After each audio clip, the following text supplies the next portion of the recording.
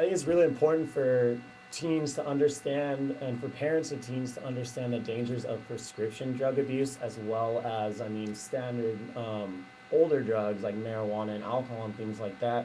Prescription drugs are really a new force in the teenage culture, and it's important for parents to understand, first of all, that they're present, that prescription drugs and prescription painkillers and just prescription drugs in general are present on the teenage social scene, concerts, parties, all that different stuff.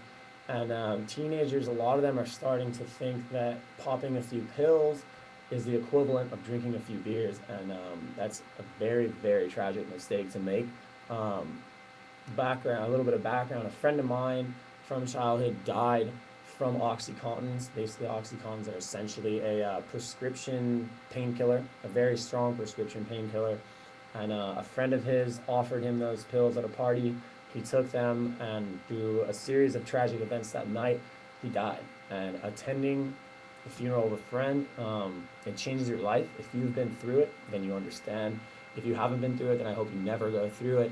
But I think it's important for parents of teens to understand that prescription drugs are a very, very strong influence in the teenage culture these days, and they need to realize it. They need to understand the dangers of prescription drugs, and parents need to communicate that to their teens to let their teens know about the new danger of prescription drugs to avoid tragic situations like that from happening.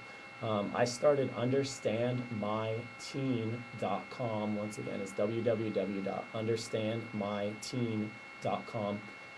Basically to provide parents of teens with a better understanding of what goes on in the teenage world so that they can better relate to their teenagers and therefore be better parents. So check out the website. There's a blog on there. There's email seminars. All that stuff's free.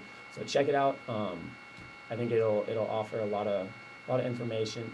And in addition, I mean, do your research on Google, do your research on YouTube, and understand the current situation and status of things in your teenager's life so that you can better help them out to get through the teenage years.